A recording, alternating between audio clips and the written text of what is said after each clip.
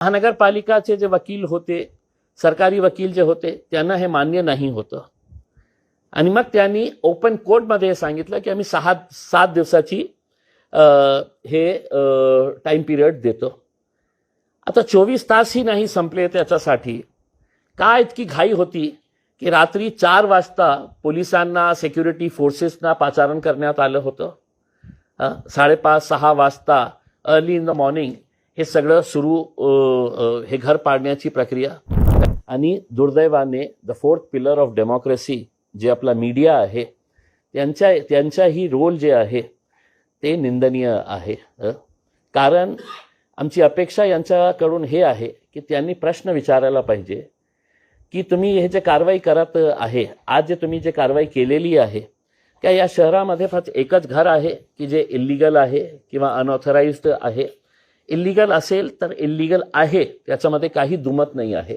पण हे जे पिक अँड चूजची जे पॉलिसी सुरू आहे त्याचा आम्ही निषेध करत आहे. आपल्या राजनैतिक रोट्या भाजण्यासाठी हे जे सगळं करण्यात आलेलं आहे.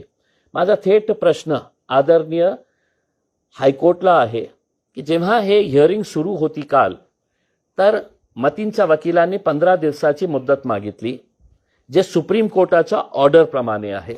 सुप्रीम कोर्टाने ऑर्डर दिलेला आहे की कोणत्याही घर पाडण्याच्या अगोदर 15 दिवसाची नोटीस द्या आणि त्यांच्याकडून खुलासा मागा आणि नंतर तुम्हाला जे कारवाई करायची आहे.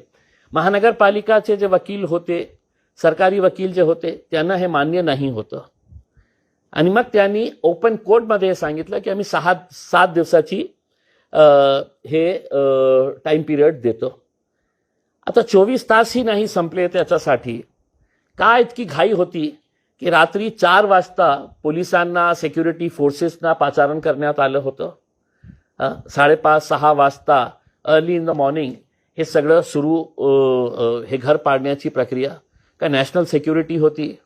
काय नॅशनल थ्रेट होता की नाही आपल्याला आजच्या आज 24 तासाच्या आत हे पाडायचं आहे?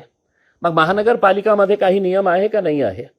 जेव्हा मतींच्या घरावर दुपारी 12 वाजता नोटीस लावण्यात आली की 24 तासाचा समय तुम्हाला देण्यात येत आहे, तुम्ही तुमचे पेपर्स सादर करा, तुम्ही तुमचा खुलासा द्या. मग काही तासानंतरही तुम्ही 24 तासही होऊ दिले नाही आणि त्याच्यावर कारवाई केलेली आहे. आम्ही स्वतः जाऊन मी त्यांच्या परिवाराला भेटलं, त्या एरियातले सगळे लोकांना भेटलं आणि मी त्यांना एकच गोष्ट सांगितलं की मतींवर आरोप सिद्ध झालेले नाही आहे. कोण सिद्ध करणार हे?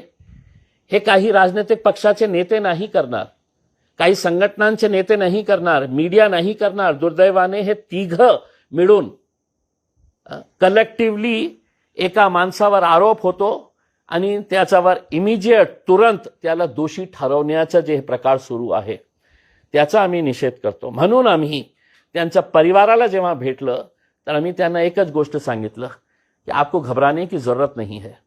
मतीनं काही चूक केली असेल तर एका इंडिव्हिज्युअलनी केलेली आहे.